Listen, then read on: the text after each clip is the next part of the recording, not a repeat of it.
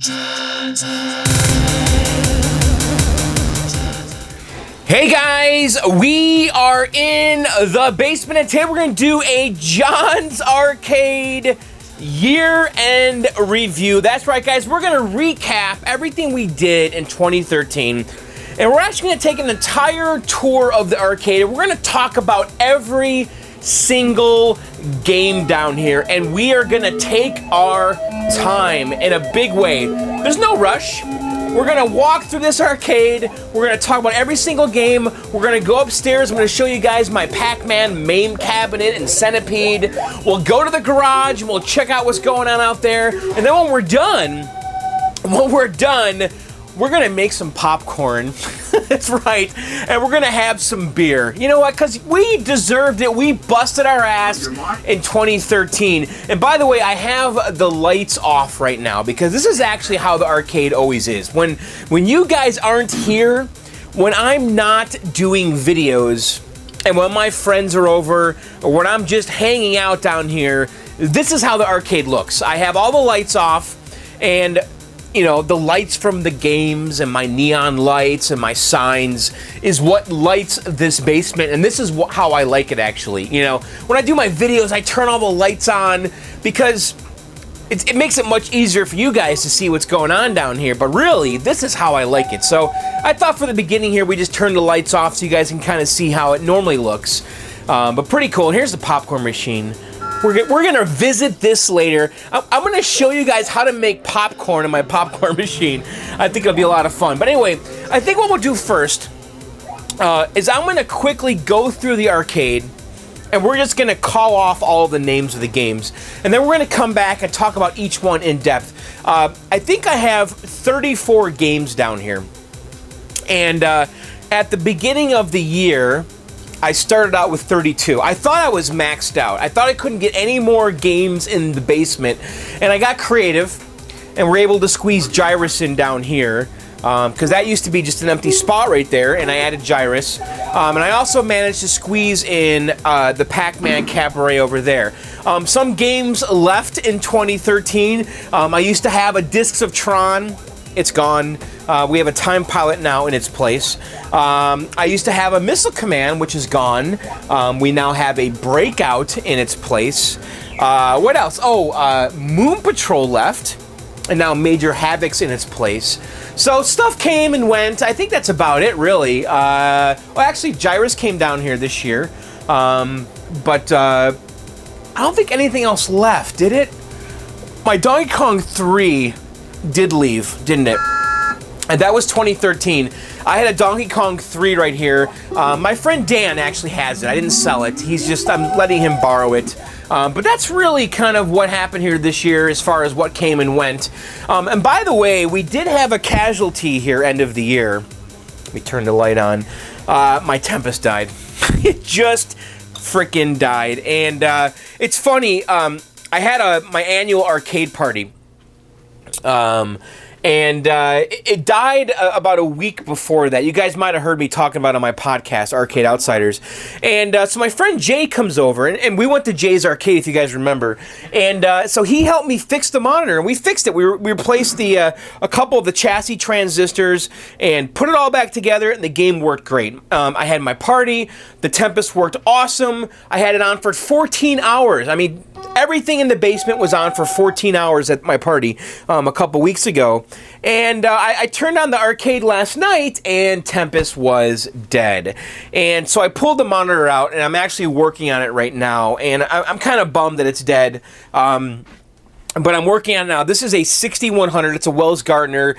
This is an XY color vector monitor. And what's happening is Fuse F700 right here is blowing. And what's interesting is I have no spot killer on, okay? This spot killer, this little LED comes on to kind of protect the monitor when there's XY, when it's sensing a signal, I guess, it shuts it down so you don't get a burn-in. I don't know. That's my layman explanation of it. But so the spot killer was not on. And Fuse F700 was blowing. I tested all of the transistors on the bottom here, and they're all good, and we just replaced them a week ago. And so I'm not sure what to do right now. This is actually an all-original monitor, and it's never been rebuilt. So I've been on borrowed time, so I'm going to be rebuilding it soon and installing the low-voltage board, the LV2000 that goes in right here. So I'll be doing that over the next couple weeks. But yeah, for now, Tempest is down, so bear with me. So anyway, why don't we quickly... I'm just going to walk through really fast. And actually, before we do that, I do want to show you guys this, because everybody, I get this question a lot. People ask me, you know, how do you turn your games on? And I know I did this in my episode 100, which was, I think, last October. And this is how I turn my games on. I have 4 switches at the top of my stairs, okay? And each one of these is a 20 amp circuit. It's actually connected to my circuit board, to my, my circuit breaker panel, and each one of these controls a 20 amp circuit. And so I've got 4 20 amp circuits supplying power to the basement. And so, so basically I have about 8 to 9 games per circuit, and that's about the max you can get away with on a 20 amp circuit. You really don't want much more than that. And so I turn all these on one at a time. I usually take wait about 5 seconds in between, click, wait 5 seconds, and then click, and then I don't want like a huge surge of power, and I just go click, click, click, click, and then they all come on. People ask me all the time, what's your electricity bill like? And I don't know. I don't think it's more than most people. I don't turn the games on every single day. Some people are under the assumption that my games are on 24 hours a day, and that's just not the case. I turn them on, 2 to 3 times a week. On the weekends, they might go for 6 hours at a time or something, especially when I'm doing videos. But really, for the most part, they're probably on, I don't know, maybe 10 hours a week. And that really doesn't affect my electricity bill that much. So what's going on here in my little stairwell? I've got this cool Space Paranoids poster. I got that from Rich at This Old Game. I've got this cool Atari poster. I got that on eBay. I've got this cool Donkey Kong flyer poster right here. Caution Frog Crossing. That's from Rich at This Old Game. I've got some ACAM posters from the American Classic Arcade Museum at Fun Spot. I've got this thing, which is kind of cool. I got this at Costco or Sam's Club. I don't remember. This is it's a black light marker, drawing thing, like for restaurants, where they put like menus and stuff. And I occasionally change the artwork on here, but I haven't changed it in a while. And I've got some just cheap old marquees hanging, a Tron Legacy poster, and some, it's fun. Whirlwind, my old Whirlwind Translite and Tron Legacy. And then you come down here, and the first thing you see, I've got my John's Arcade Always Open sign. This is an LED sign that my wife got me for Christmas a few years ago. I actually really like it. And it actually really lights up the stairwell when you come down. And I do try to keep things dark down here, but this is like just the right amount of light for this stairwell as you come down, and I actually really like that. And of course, the first thing you see when you come down here is Pac-Man. And again, I'm going to come back and we'll talk about these games in detail. So we've got the Pac-Man Cabaret here. We've got Tempest. This is a Tempest Cabaret, great Atari vector game, and we've got Ice Cold Beer. Which is a Taito classic. English Mark darts. I love me some darts. We have a Golden T4 Complete that also has Silver Strike Bowling in it with a flick of a switch. We have an original Sega Gremlin Frogger. We have a Taito Zookeeper. Atari Pole Position. A Konami Century Track and Field. A Mario Brothers Wide Body. A Gottlieb Mad Planets, and of course my Century Time Pilot. Burger Time, Great Valley Midway Classic, and Taito's Kicks. Donkey Kong Jr., Donkey Kong. This is a Capcom Street Fighter Alpha 2 with a switcher that also has Atari Tetris. I know, weird combination, but I love it. Atari Star Wars with the Empire Strikes Back kit in it. Great vector game. Bally Williams Revenge from Mars Pinball 2000 game. Bally Williams NBA Fastbreak. And a Williams Whirlwind Pinball. A Major Havoc, Atari Major Havoc. This is a Tempest conversion. Fantastic vector game. Atari Paperboy. Williams Bubbles. This is actually a Bubbles cabinet. I have the multi-Williams J-Rock board in that. We'll come back and talk about that. But a Century Gyruss cabinet. This was one that I restored this year. Of course, Tron. You got to have Tron. Original Tron, Valley Midway. Sega's Outrun. This is a Cabaret. And Gottlieb's Qbert. And a Valley Midway Tapper. And over here we have a Megatouch. This is a 2010 and a half Force. We've got a little TV up here showing some Mario. Of course, our popcorn machine. We'll be back to that. Neo Geo 4 slot. Love me some Neo Geo. Super Breakout. Great Atari classic game. And Atari's Asteroids Deluxe. And then our Nintendo versus Dual System, and this is the Red Tent. Okay, and then we'll go upstairs and we'll look at those games. But why don't we start over here? And I want to talk about each game, just kind of like, you know, whatever I could think about each one, you know, where it came from, how I got it, where I got it, what I did to it. I hope you guys like this. You know, I was kind of putting this off a little bit, you know, because it's, I feel a little bit of pressure, like, oh my God, what am I going to do for this end of year video? And I thought, you know what, let's just take our time. There's no rush, there's no hurry. So, all right, over here, Pac-Man. This is my Pac-Man Cabaret. And I restored this this year. Actually, why don't we turn the lights on now? Let's get some light in here and you guys can really see what's going on. So I restored this game this year. I picked this up from my friend Walt. And I did I completely documented the whole thing. When I went to pick it up and the whole restore. This game was a pain in my ass. I mean, this was months of work. And you wouldn't think so just by looking at it. But this actually was one of my most thorough restorations ever. And I think it turned out pretty great. And I installed the high score save kit in it. And it's been a great game down here. I love it. People love it. You know, everybody loves Pac-Man. And I really feel like if you have an arcade, you gotta have Pac-Man. I do want to show you guys something here, because this is a freaking bummer. Look at this. Do you see those scratches in there? So I use appliance epoxy on this control panel. I've never done that before. And by the way, I painted this when it was kind of cold out. Probably too cold. And since I've brought the game down here, I think I think it's me that did this. I think my bracelets have wore off the metal on here, and I'm not happy about this at all because I spent a lot of time on this control panel, and now I've got this. So I think I'm gonna mask this off and just hit it with some spray paint. So I know it sucks, but at the end of the day, you know what? This is a good-looking game, and I'm very, very pleased with how the Pac-Man turned out. Next to it is my Tempest. You know, Tempest, this is a Cabaret. It's an Atari vector game. It was released, like 81, I think. Yeah, 81. And this game has actually been very reliable for me. I haven't had any trouble with it until the last couple of months.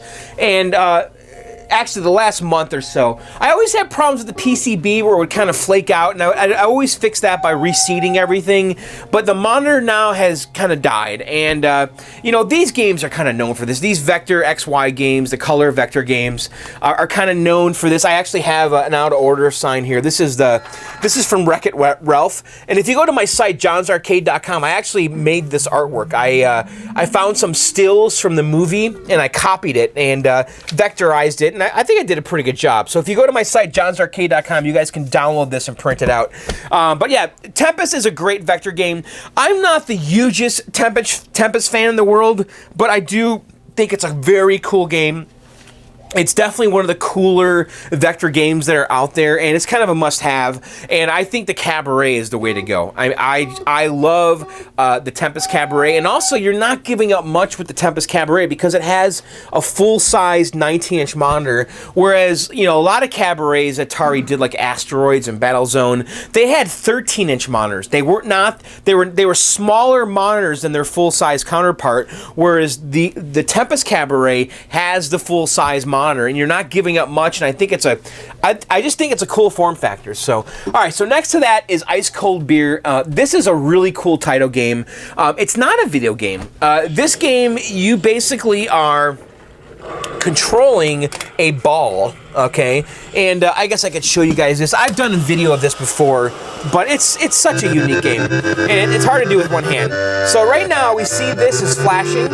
You need to get the ball into that hole, and so you take your joysticks here, and the right joystick moves up this end of this pole, and then the left joystick moves up this end of the pole, and you're basically trying to get the ball into the hole by, like, you know, controlling this bar with the joysticks and just kind of rolling the ball into the hole like so. And then that keeps going on till you get to the top, and now we're on hole number 2. You see that? So it's getting harder and harder. And it is a crazy game, and everybody that comes here freaking loves this game in a big way. So it's a really cool game. This cabinet I picked up from a local collector, a guy named Steve, and he actually had 2 of them. And so he was selling the one that was not in the best of shape compared to his other one. And it did not work when I got it. I brought it home, and I had to replace the belts, okay? Because there's a series of pulleys here. There's pulleys on either side, and there's like these rubber belts that are on these wheels, and that's how this bar moves up and down. And so those pulleys had disintegrated. And if you go to marcospecialties.com, they actually sell new belts for these, and I ordered those, I replaced them, and that was it. And the game worked. This cabinet is in okay shape. It's a little rough, but you know what? It looks fine down here. You know, I think if I would have bought this today, instead of, you know, when I did get it, I probably would go do a thorough restore. But, you know, this cabinet's a little swollen here. But you know what? You can't do everything. You know, it looks pretty damn good down here. And by the way, as far as the Tempest goes, I didn't do much to this either. Actually, the game didn't work when I got it. And it was a PCB issue. I ended up picking up another PCB from somebody. I think I spent about $150 on a new PCB. I threw that in there. The monitor that was in it was dead, but I had an extra 6100, so I did a bunch of part swapping, and eventually I got it working, and the Tempest has been reliable ever since. So anyway, next to that is an English Mark Darts Super 6 plus 2. This is an Arachnid brand dartboard. I really like this game. My wife and I, when we were dating, we used to play darts all the time in the bars, and and on this machine right here. And I wanted to get one of these machines. And I don't know, 5 years ago, we did a small warehouse raid, and the operator had 2 of these, both dead. And he wanted $25 a piece. And so I bought both of them. So $50, I had 2 of them.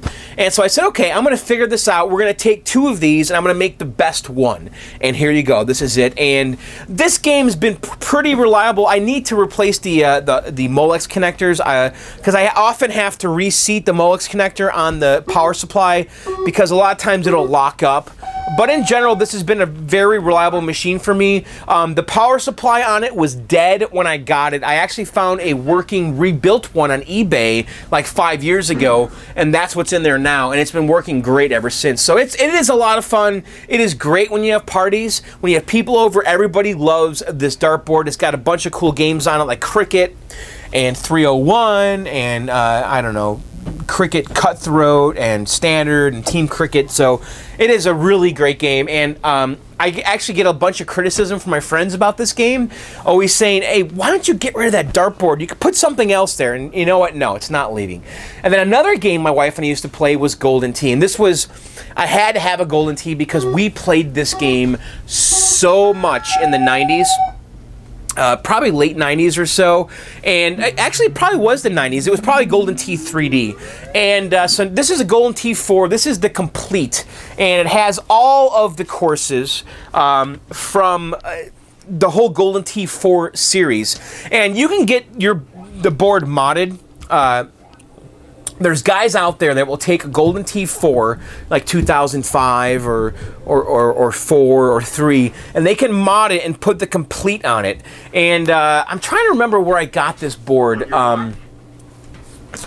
I think it was somebody on KLOV.com that was, yeah, it was, that was selling a complete board that was modded, and I bought it from them, and I threw it in there. And you kind of got to have the complete setup if you get a Golden Tee, because it has all 27 of the courses. What's also cool is this has the little header up here. Look at this. It says, "Welcome to Drifties." Isn't that funny? So, this game used to phone home to IT. You know, IT is the company, the name of the company that makes it. Incredible Technology. So this game used to phone home to them and check in. And IT turned their servers off, okay? And so it can no longer connect to their servers. So whatever state this game was in the last time it phoned in is where it's stuck.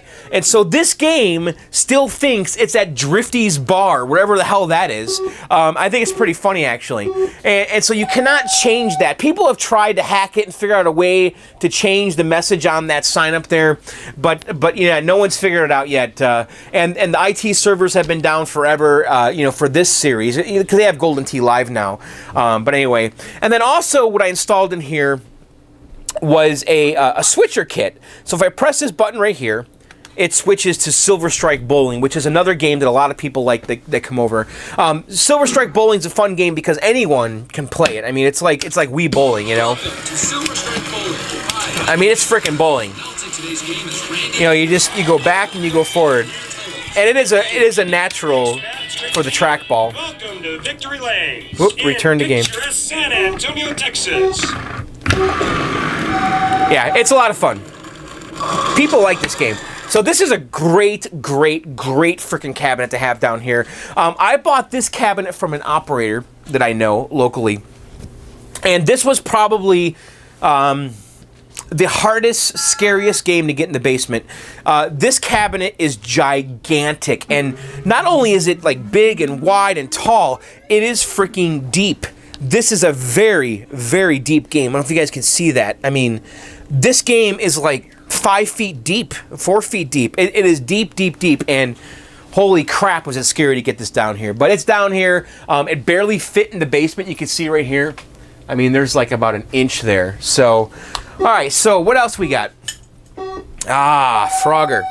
You know, Frogger was a game, this was also a game I busted my ass on. I really wanted a Frogger. I'm getting a drink here.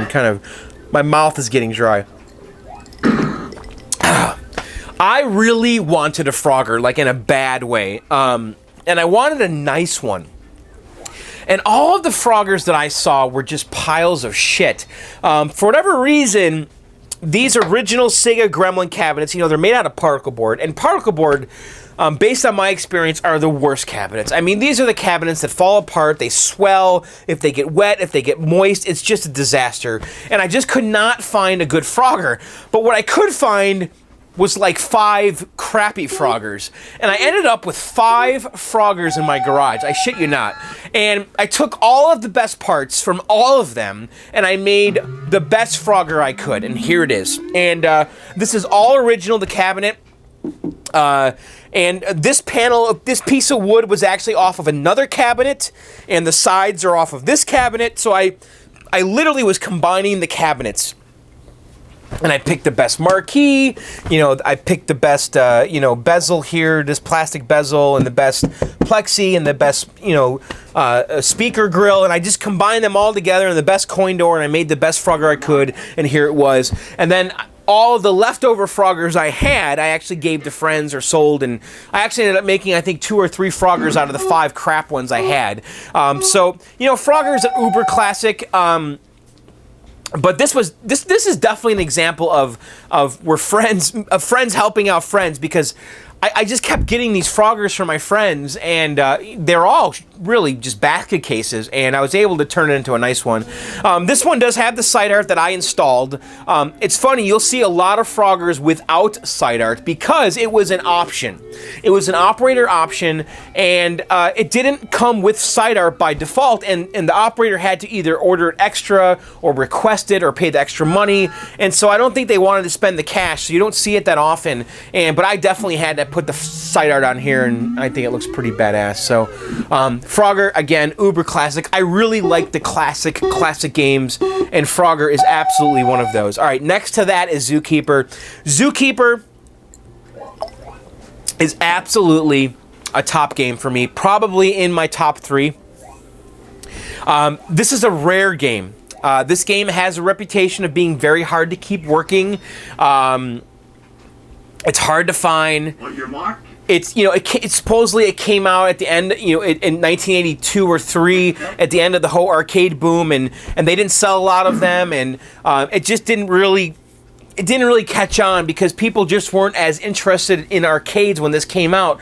But really, this is one of the best arcade games that was released in the 80s. It's super deep. It's a lot of fun. The artwork is killer, but it's a challenge. It's a challenge to keep working. It's a challenge to play, too. This one is all original. I got this from a friend. Actually, I got this in pieces. You know, I got the cabinet first, which had a shitty bezel and a shitty marquee. And then I ended up getting a better marquee and a better bezel. This is the control panel. This is the original one. It's a little torn here. I actually have a replacement CPO that I never put on, but I will someday. I might just leave it original, though. I actually did nothing to this game. I mean, this has the 1980s battle scars on here. But this game was actually a big challenge to get working, and I actually had to get pieces and parts from a lot of different sources and just put this thing together because I was not able to find a complete working one. And I actually do this a lot. You know, if there's a game you really want and you can't find all of the parts, you know, at the same time, don't be afraid to just start getting, you know, pieces and parts here and there. And with me, it started with the crappy cabinet with crappy artwork, and I just kind of went from there. But I love Zookeeper. Next to that is Pole Position, another one of my top 3 games. Pole Position, man, this to me is the best driving game from the 80s, period. I think that Outrun and Turbo are also very good, but I think Pole Position is the best game as far as driving games are concerned. And this game, I actually traded my friend Jay. And remember, we went to Jay's Arcade in a video a few weeks ago. My buddy Jay. I traded him a red Donkey Kong cabinet. Yeah, believe it or not. That was a Super Mario Brothers, and I traded him that for this game right here. And this game's been running strong for the last 3-4 years. And I did do some of the mods to it. There's some voltage mods. I actually put up a video showing how to bulletproof a Pole Position. But really, this game also has the reputation of not being one that is easy to keep working, and I haven't had any trouble with it. Knock on all kinds of wood. But I did do those voltage mods and stuff, and it's been a very reliable game. And I to this day, I play it all the time, and I can't get enough of it. And I really want to get the high score on this. And you can see here my buddy Matt and I. And Matt is the singer in my band, the Kill Screens. Matt's got the high score on my machine of 64,200. My personal high score, I think, is 63,300. So I got to beat Matt here. And then also, Matt and I have been keeping track of our qualify lap time, and I have the best qualify lap time in the house. It's 55.96. So yeah, Pole Position, tons of freaking fun. I freaking love it. All right, next to that is a Konami or Century. It's actually... This game was released or distributed in the U.S. by Century or Century. It was actually a Konami game. It's track and field. Uber classic game. This game I got from my friend Mark Cartouche. He was kind of getting out of the hobby, and he was selling off a lot of his games and projects, and this was a project when I got it. He had actually started to restore it, and I finished it. He actually painted the cabinet. He did a great job, actually, but it wasn't wired. It wasn't working. I had to put the control panel together. I had to wire up the entire cabinet. It actually has a JAMA harness in it because someone converted this to clacks, I think, or tacks, and him and I converted it back. He started by painting the cabinet, and then I finished it off by wiring it. So I wired in a JAMA harness. I got a Konami JAMA adapter and got it all hooked up. So it's been running great.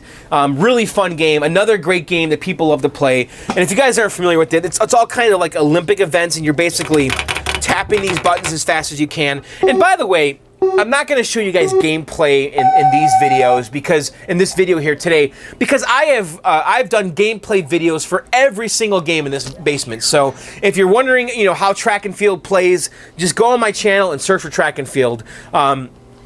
But it's a great game, and it has up to 4 players. I mean, this was the original party game. You know, you could have 4 people around here all competing, trying to get your fastest time or your longest jump and all that. It's got the cool Century coin door that I restored. Great game. And then next to that is Mario Brothers, and this is the wide body. It's an original wide body. This was a Nintendo released this game in well, I guess you could say 2 configurations. The original wide body, which is what this is, and this cabinet is wider than a standard Nintendo cabinet, which is over here. You can see that. And there's always one way to tell, because the Donkey Kong style cabinets, you know, like Popeye, Radar Scope, Donkey Kong Jr., Donkey Kong 3, they're a narrower cabinet, and they always have the speaker grill on the left, okay?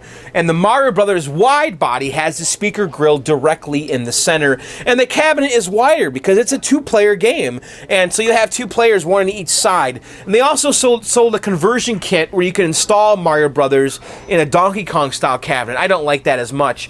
This game is the 3rd game that I picked up in my collection. I bought this game on eBay, and I got actually a pretty good deal. I think I paid, I want to say, around $300 for it, and I sniped it on eBay. I use auctionsniper.com. I've been using it for a long time, and it's a great site, auctionsniper.com, and that's how I got this Mario Brothers. I sniped it. I might have even got it for like $275 or something. I usually don't like to talk about prices, but you know what? I'm not going to be selling this game anytime soon because I love Mario Brothers. It is such a great game. I have the Brazington high score save kit in there, which adds free play with Attract and also saves the high scores. And you can see Don Hayes has the high score in my machine, 300,000. Next to this is Mad Planets, which is an uber cool, uber rare Gottlieb game. It is such a neat game. I cannot say enough about this game. It's got a really cool joystick, this flight stick right here, and you move around, and it's got a spinner too, like Tempest. It's just got really cool controls, cool sounds. Just show you a little bit of it. So you take the spinner here to rotate your ship, and you're just trying to get kill all these planets because they're mad. And it's such a neat game. And this game I picked up from John Exity, actually, in Colorado. John is actually, he's part of Twin Galaxies and also helps run the 1UP bar in Denver. And so I got this game from him. I shipped it from Colorado to here, and I love it. I'm so glad I got it. It's definitely one of those games, again, that's never going to leave the basement. Next to Mad Planets is my Time Pilot, and this was a game that I want to turn this light on down here. Get some more light as we go down. Time Pilot is a game that we restored this year, and it was another one of these epic restores. Actually, this was not that epic, really, because the cabinet itself was in pretty good shape. The original artwork was pretty good, so I didn't really do a lot over here, and I did not want to touch this original art because I thought it was pretty good. And so we really just cleaned this up, and it's a good game. It's a fun game. I'm not sure it's a long-term keeper for me. This might be one of the first games to go in 2014. Who knows? I do like it, though. It'd be kind of hard for me to get rid of it, but I'm not playing it as much as I thought I would. I did definitely love this game, though. 'Cause when I used to work, at a Little Caesars that was like a Chuck E. Cheese showbiz. It was formerly a Chuck E. Cheese or showbiz, and this was one of the games I used to play after work, and I really do like Time Pilot, but this is a game that plays great in MAME. However, you do need this Monroe stick because this is the way to go, because you almost have like a full 360 degrees. All right, next to that is Burger Time. Another game that I really played a lot as a kid. I picked this up from my friend Video Dan, and I've had this for a while, actually. I didn't do anything to this cabinet. It's pretty much all original. Only thing I did do is I did replace the control panel overlay, and I also replaced the bezel. These are both reproductions, and they both look great. And actually, the marquee is reproduction, too. So I replaced all the artwork in the front. I should probably come back to this game and restore it a little bit because this coin door needs to be restored. But you know, when I got this game, it was kind of early in my collecting career, and I wasn't as anal back then as I was now. I was a different kind of anal. It was weird, but I don't know. You know, I'm gonna probably leave this alone. It looks pretty good, but Burger Time is so fun. You guys ever play Burger Time? I mean, I used to play this a lot. I mean, this was a game I really liked, and I actually love this game and will never get rid of Burger Time. It is definitely a classic, a top classic for me. I mean, just look at this cabinet. You guys can't see it, but the profile of the game is the mascot, Peter Pepper. You can see the top here is the shape of his hat. His hat there, you see that? So, really cool game. Next to that is Taito's Kicks. And, yeah, you know, another really hard to keep working game. Actually, Kicks and Zookeeper are the same hardware, the same cabinet profile. Really, they share a lot in common. You know, Zookeeper, Kicks, both tough games to keep working. Knock on wood, mine's been working great since I got it going. When I bought this, it was dead. I bought this from my friend Derek, and was not working when I got it. And eventually, I found a guy on eBay that was selling working Kicks PCBs, I think, and I got one from him. And so it's been working great ever since. And Kicks is a very interesting kind of puzzle game. It's a very unique game, and I just, there's something about it that it's just so unique to me that I could never. I don't. It's funny because this is one of the games I'm considering getting rid of, but it's also a game that is so weird and different that I can't bring myself to get rid of it. And I also busted my ass getting this game working. And also, this cabinet is beautiful. This is one of the nicest looking Kicks I've ever seen. So it's a really cool game. I'll just show you guys a little bit of it. You guys can kind of hear the sounds and stuff.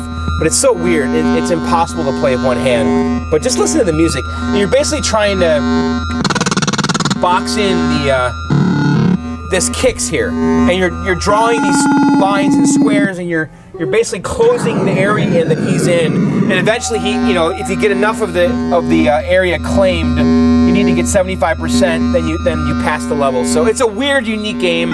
I've done a video of it and I love it. So next to Kicks is Donkey Kong Jr., and what can I say, man? I am a Nintendo guy in a big way. I'm a Nintendo fanboy all the way, and Donkey Kong Jr. is, for me, one of the best games ever. And this one I bought on Craigslist. I'm trying to remember what I paid. I don't remember, but the game had issues with the monitor when I got it. It had the flyback was bad. It was arcing. I'd be playing the game, and every 5 seconds the screen would go and it was the flyback arcing to the metal cover or whatever, and so that was like one of the first flybacks I ever fixed or replaced, and but yeah, that's really about all I did to it. I think I put this sticker here. This might be a reproduction overlay. I don't remember. Yeah, I think it is, and but everything else is all original. All original side art. It's actually a pretty nice Donkey Kong Jr. for all original. And then next to that is Donkey Kong, and this is the first game I ever got down. Actually, it was upstairs when I got it, but it's the first game I ever got. Donkey Kong is, without a doubt, my favorite arcade game of all time, period. The end. Donkey Kong, for me, is where it is at. And you know what? I will admit this.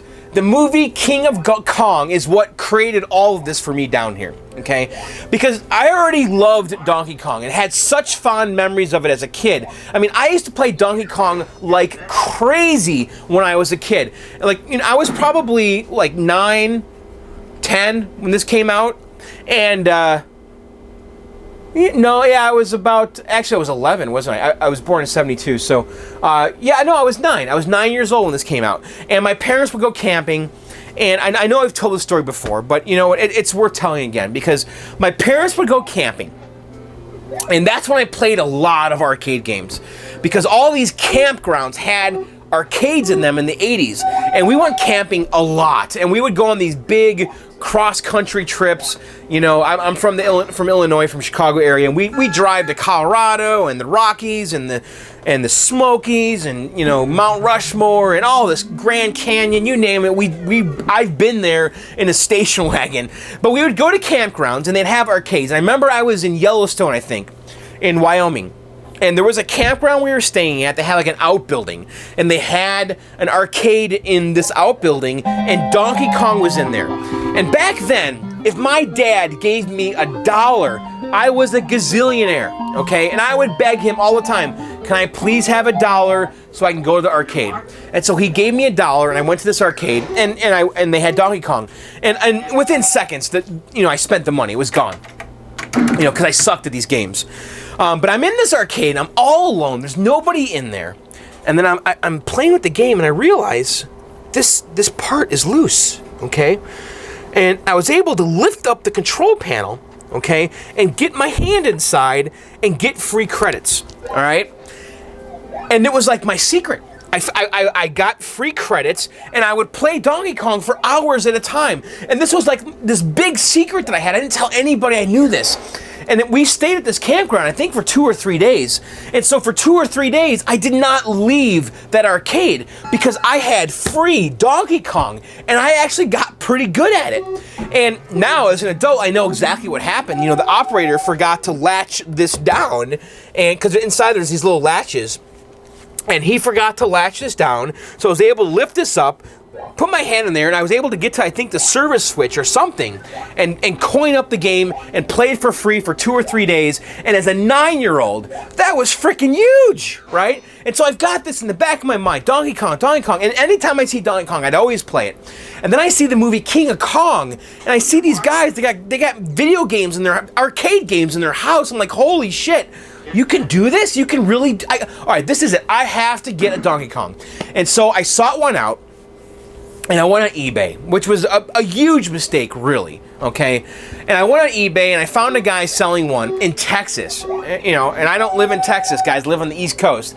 And I overpaid. I really overpaid for this game, but it was my first game. I was stupid, okay? I wanted a Donkey Kong at all costs, and I paid the money. The guy delayed and delayed and delayed. Eventually, he shipped it. The game arrives. I pick it up. I bring it home. I plug it in, nothing happens. The game does not come on. I'm like, oh my God, what happened? All right, I just spent all this money on Donkey Kong, and it doesn't work. So I open up the back door. I open the back door, and the monitor falls out of the game, okay? It falls out. The neck is snapped off. The game is just trashed. The monitor just like beat the crap out of the PCB. The PCB's laying on the ground. All the parts are falling off of it. It was an absolute train wreck, okay? So I contact the seller, and for weeks, him and I are talking and going back and forth. He's helping me. He's sending me parts. I'm learning this stuff. I mean, this is the first game I had. I had to fix this game on my own. So with his help, he was supportive. I'll say that. You want to know what he did? He forgot to bolt the monitor down when he shipped it, and the monitor fell out and just destroyed the inside of the game. So anyway, I got this broken game. It's my first game, and I'm just thrown into this situation where I need to figure out how to fix these games. And I did. I fixed it, and it's been working ever since. Here it is. Of course, he helped me. He sent me a new board. He sent me a new monitor. But we got it working, and it's been working ever since. And I will never get rid of this Donkey Kong. I actually have another Donkey Kong that's at my friend Dan's house that's actually nicer than this one. But I will not bring it down here because this is my first game and it's not leaving. This has been painted blue with like some kind of latex paint. They did an okay job. It's got some orange peeling. My other Donkey Kongs actually has the original finish, which is way nicer. But I'm not going to bring it down here because I want my first game down here, and here it is, and it's Donkey Kong. But yeah, I love it. This has the Brazington High Score Save Kit with the Donkey Kong 2 kit in it, and I'll show you guys that. Look at this high score that's on here, by the way. 864 500. Robbie Lakeman actually came over here and kill screened my game, and that's his score. But anyway, if you hold down the 1 and 2 player button here, it'll switch over to Donkey Kong 2. And Donkey Kong 2 is a a mod that was made for Donkey Kong that was released in the last, I don't know, 5-6 years by I forgot the guy's name, Mike Wazlowski or something, but it's a mod made by a fan. It's harder. It's got new levels. It's actually a lot of fun. You guys should check it out. If you have a Donkey Kong, you got to get that mod. Next to Donkey Kong is a 3-comb Z-back cabinet. Okay. And this is like a Dynamo style cabinet. It's a JAMA cabinet. It was, when I got it, a Street Fighter 2 Championship Edition. And this is, I think, an original dedicated Street Fighter 2 Champion Edition cabinet. I actually removed the Champion Edition board. I still have it. It's on my shelf. And I put in Street Fighter Alpha 2, which I actually kind of really like. And I also put in a JAMA switcher that also adds Atari Tetris in there. I know, weird combination, but it actually makes this JAMA cabinet very useful. And if you press these two buttons here, it'll switch from Street Fighter to Atari Tetris. And my wife loves Atari Tetris. She plays it all the time. My friend Matt loves it. And then I also have guys come over here that love Street Fighter. So it's actually a very useful cabinet. Games from this era really aren't my thing. You know, the games from late 80s, 90s. This is actually 1996, the Street Fighter Alpha 2. Games from this era aren't really my bag. I'm more of an 80s guy. I mean, I definitely like some of the 90s stuff. So I really wanted to have a Street Fighter down here. And having the switcher in here with a Tetris and Street Fighter really makes this cabinet that much more useful. And I actually really love the setup, and I actually love having a JAMA cabinet because I can swap boards in and out of this cabinet all the time. You know, I've got a Turtles board, you know, Teenage Mutant Ninja Turtles I throw in there. I got a bunch of other JAMA boards. I just swap them out all the time. Actually, I made this marquee right here. Pretty cool, right? I made some custom artwork for this, showing Tetris and Street Fighter and Switch games, 1 and 2 player. I had that printed at was it MAME Marquees, I think. They did a pretty good job. It's a little translucent for my taste, but it works pretty well. And then next to this is an Atari Star Wars. This, I think, is probably one of the most desirable vector games that are out there. I mean, Atari was the king of the vector games, and you know, this is the one to have. This is the one to get. Atari Star Wars. It is a very cool game.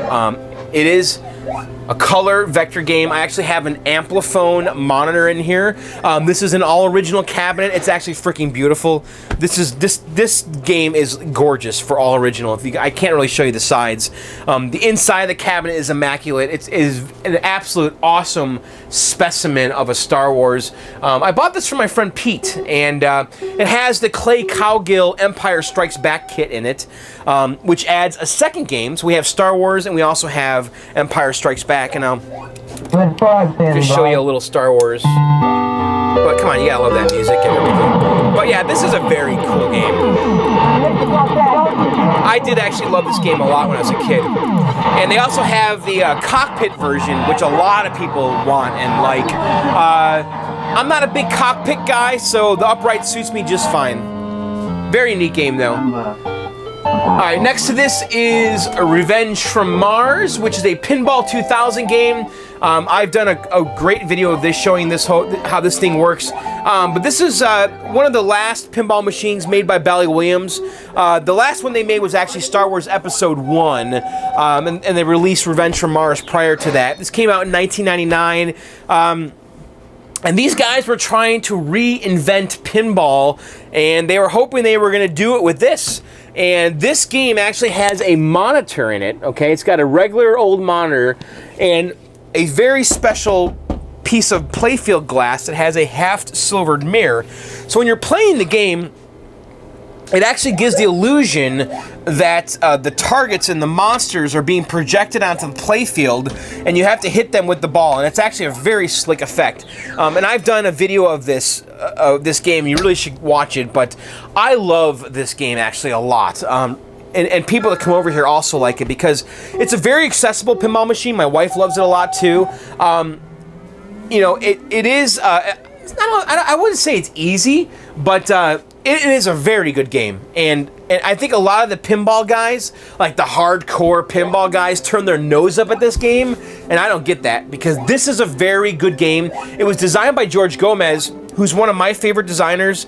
George Gomez has done, Monster Bash. He did Tron. He did, he helped design a Disco Tron game, the Gorf joystick. I mean, this guy's been around designing all kinds of games, and this is one of the games that he did. And I just think it's such a fun game. And it's cool. I love the art. I love these kind of lighthearted themes too. Isn't that cool? I just can't say enough about this game. And I installed the video amplifier mod in here that actually really helps boost the picture that's projected on here by the monitor, because there is a PC in this game, actually, believe it or not. There's a PC, and the voltages that come out of the video signal is weak. It's weaker than what a CRT, an arcade monitor, is looking for. And so if you install a video amplifier, it actually bumps up the voltage, I think, to 5 volts on the video signal, and it makes this picture that much better. And if you have one of these games, I really recommend that video mod. I did a video showing how to do that. All right, and then next to Revenge from Mars, we have NBA Fastbreak, and this was a game that I sought out. I actually like this game too, and this was also designed by George Gomez, and it's a great, fun, lighthearted game. I'm not a big basketball guy, but this is a fun-ass pinball machine, and you can get these cheap, actually, relatively cheap. Pinballs from this era with DMDs, okay? This is a dot matrix display, a DMD. This game was released in 1997, I think, or, 96, okay? When this game came out is also when Medieval Madness came out and Monster Bash.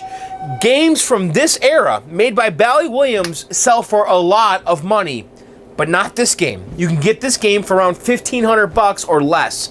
And I actually wanted this game because my wife and I, when we were dating, she was actually on a radio show in Chicago, and she called in and was one of the callers they picked to come into the studio and play this game on the radio. Her and 2 other people, whoever got the high score would take this game home, okay? And this is like 1996, right? And I'm like, oh my God, you have to win this. You have to win this game. So I took her to Dave & Buster's, and I had her play NBA Fastbreak. I had her get good at it, and she actually got really good at it. I'm like, you have to practice. You have to get good at this game. We need to win NBA Fastbreak. Well, she goes on the radio show. She plays, this one guy goes first. He gets his score, and then she goes up, and she beat him, okay? She's now in first place, okay? There's three people. And then the third person goes, and guess what? That guy smoked her, and that was it. She came in second. We didn't win. We didn't get the pinball machine. And so flash forward, 20 years later, and I'm now collecting these games. I'm like, we're going to get an NBA Fastbreak, and we're going to right that wrong, and here it is. So, and it turns out it's a great game. It's actually a lot of fun. I have a lot of friends that come over here that love this game. What I like about this game, too, is that it has the scoring is, see this score here? 72, right? Look at the score on this game. 897 million. Not this game. This game scores like basketball. So your end scores will be like 50, 75, 100. You'll play a game against your friend, you'll beat him by 2 points. So it's actually really cool how it scores. And what's cool about this game too, if you were to get 2 of these, you can actually put them side by side and link them together and play head to head. Wouldn't that be awesome? I'd love to try that someday. I would love to get a second one. I just don't have the room for it, but man, that would be so cool. And then next to that is Williams Whirlwind. This is the first pinball machine I ever got. It was probably in the first 10 games I got. I bought this, actually this game was on eBay, and I contacted the seller, and I said, hey, I see you selling that game on eBay. He was kind of local to me, and I offered him some money for it, lower than he was asking. He refused, and I was kind of persistent, and eventually he agreed to the sum because nobody was bidding on his game, and I got it. So I've had this game for about 6 years now, and I really like it a lot, actually. It's designed by Pat Lawler, Pat Lawler, of course, did Addams Family, Twilight Zone. I mean, he's probably one of the most successful pinball designers of all time. This is one of his earlier games, and you know, a lot of the shots that are in this game you'll see in Twilight Zone. You'll see them in Addams Family. You'll see them in a lot of his later games. This game actually has a fan on the top, which is really neat, that spins. Kind of, you know, it's this whole tornado theme, you know, so that kind of simulates a tornado. It's got these spinners down here that spin and mess with the ball. It's a really fun game. This is from 1989, and it's a System 11 game. And you know, this one has a dot matrix display. This one does not. It has LCDs or LED. I guess that's LCD. Is that LCD? No, it's LED. It's got an LED display.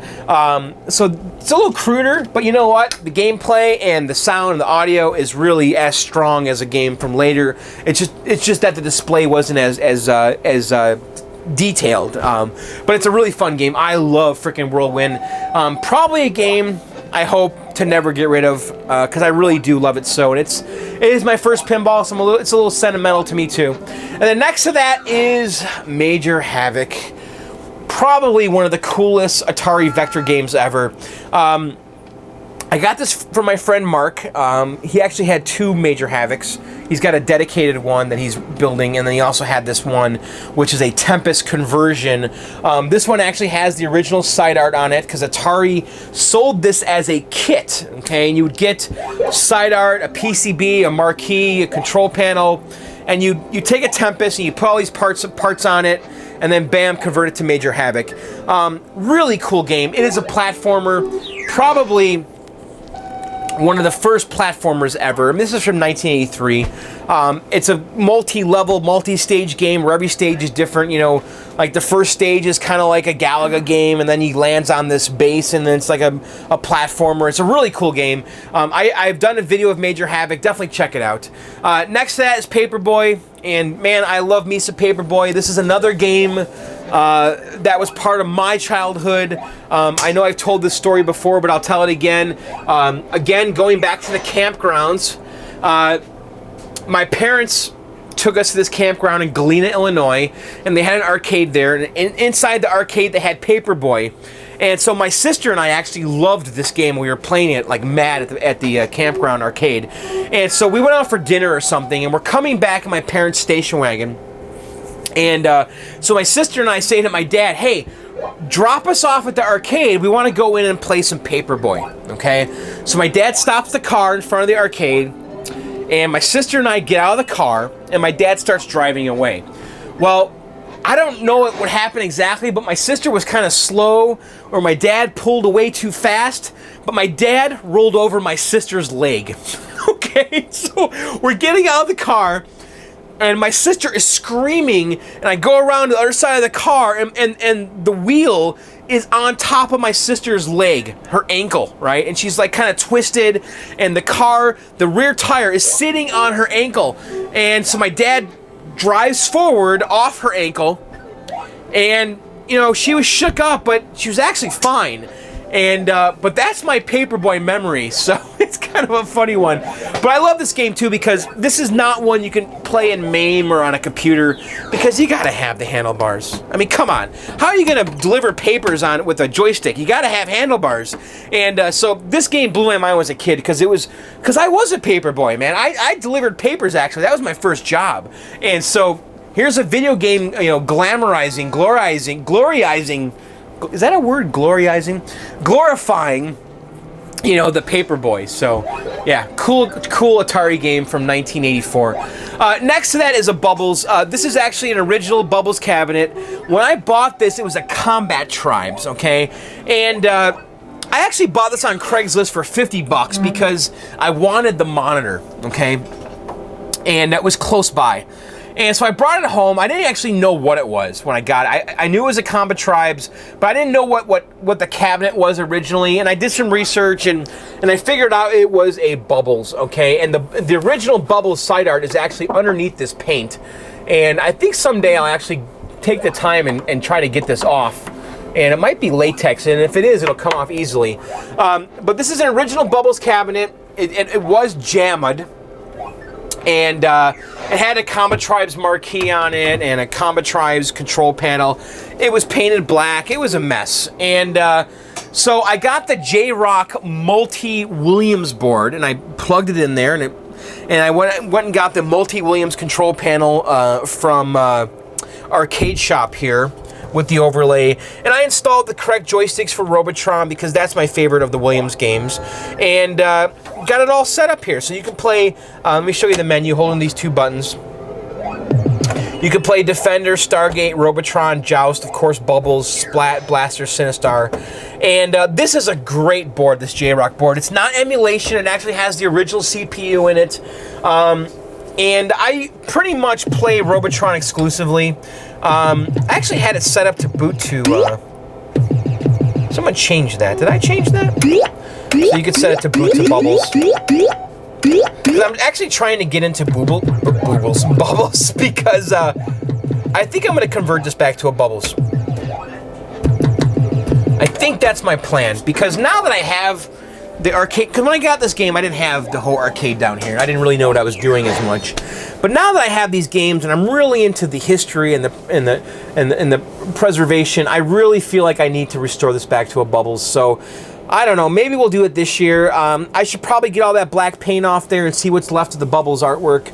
And I should probably pursue, actually, if you guys know where I can get a Bubbles bezel and control panel, that would make me a very happy guy. So, but you know what? In the meantime, it's a Multi-Williams and I freaking love it. I really like Robotron too. I would trade this for a dedicated Robotron if you want to do that, so look me up. So, alright, over here is a Gyrus, which I restored this year. And of course, we did the big Gyrus restore series. And, you know, Gyrus is such a cool classic game with awesome music. Listen to that. Come on. Really neat game. And this was a big project for me this year. And look at this, actually. Some guy came to my party and got 1,000,000 points on this freaking game. He actually walked away. Isn't that crazy? Oh, look at that. His score is actually showing up there. But it doesn't show up on the leaderboard. He actually rolled the game. So, but yes, Gyruss, super cool game. Super cool cabinet. And this game... Where did I get this game? I picked this game up from a friend. My friend Pete. No, I'm sorry. My friend Mark got this from a guy named Apollo, and this game was an absolute disaster when I got it. It was just a piece of shit, and so I completely restored this. It was a lot of work. It had wood grain sides on it when I got it. So yeah, this was a complete restore for me. It was missing the coin door. I did a whole restore series on this, but you know, Gyruss is a really cool game. It's kind of like a cross between Galaga and Tempest. All right, so next to that is Tron, which is a uber classic Bally Midway game based on the Disney movie of the same name. And God, I loved freaking Tron. This was another game I used to play at Chuck E. Cheese, Little Caesars, when I worked there when I was 15. And such fond memories of this game. I used to also have discs of Tron. Now, discs of Tron I did not have that same attachment to as a kid. This version of Tron I did. This is all original. I didn't do anything to this game. It's got the battle scars on it. I actually have all of the artwork for this cabinet, and I could restore it, and I never did it. I don't know why. I've left it all original. Only thing I did here is I replaced the joystick, because the one that was on here was sorry. But this is all original. But it is one of the coolest cabinets ever. Maybe I could turn the lights off here and show you guys. It's got like these cool blacklight effects. I mean, just look at that. Just look at how cool that game is. I mean, that is badass, is it not? I mean, look at this. It's ridiculous. So yeah, I mean, it's just one of the coolest cabinets ever. When the lights are off, which they usually are, the game just really sings down here. So I love it. So yeah, it's a cool game. It's all based on the movie. George Gomez did this. It's got 4 different game modes. It's got the tanks, the grid bugs, the MCP cone, and what? Oh my God, I'm drawing a blank here. It's the grid bugs. It's a grid bug. Oh, and the light cycles. And yeah, very cool game. Cool sounds, cool setup too. It's got the spinner and the joystick like Mad Planets does. Listen to that music though. I just love it. Yeah, Tron, such a classic. And one I played a lot as a kid too. Okay, so the next game here is a Sega classic driving game. Probably my second favorite driving game from the 80s, and that is Outrun. And this is the Cabaret version, which I think is super cool. Has a 19-inch monitor in it, and which is nice. I mean, I love the Cabarets when they have full-size monitors. I don't like the Cabarets with the little 13-inch monitors. However, yeah, the Pac-Man does have a 13-inch monitor. For some reason, Pac-Man with a 13-inch monitor doesn't bother me. But if like this game had a 13-inch monitor, I think I'd have a big problem with that. So, but yeah, Outrun is such a cool Sega game, and I love this cabinet too. Some of the best music ever in a game. So neat. You gotta have Magical Sound Shower, man. Get ready. Such a great game. But yeah, this is a game that everybody that comes over can play. Driving games are good that way, you know. A game like Major Havoc, not everybody can play that. Everybody can drive a car. Let's crash. It's got a shaker motor in it, which is really cool. I traded a friend for this game.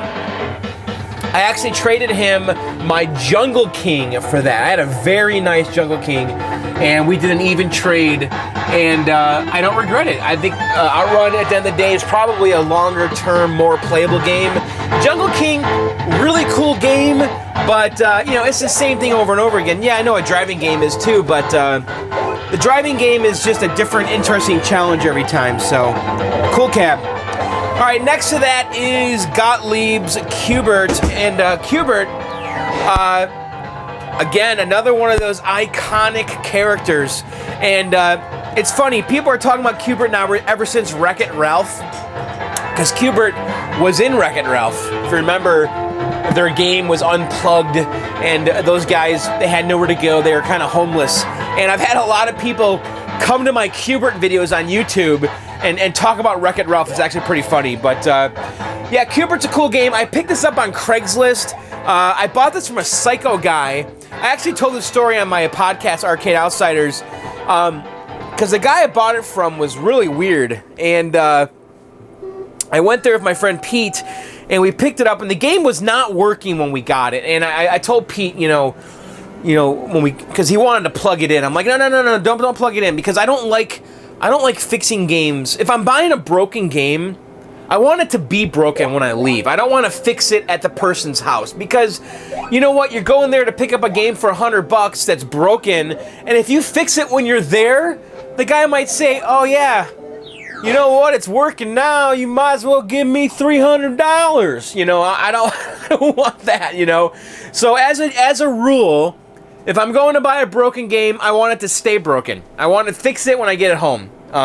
So we went there, I picked it up, it was broken.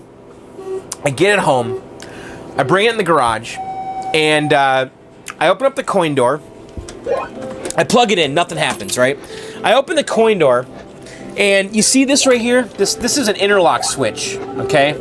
And by default, it should be installed here, and the coin door is supposed to hit that. This thing will kill the cabinet, so if it's pushed in like that, the game is off, okay? So that's what happened. I brought the game home, and it was just like this. I plugged it in, and nothing was happening. And so I'm looking around, I go in the coin door here, and I see this, I'm like, huh.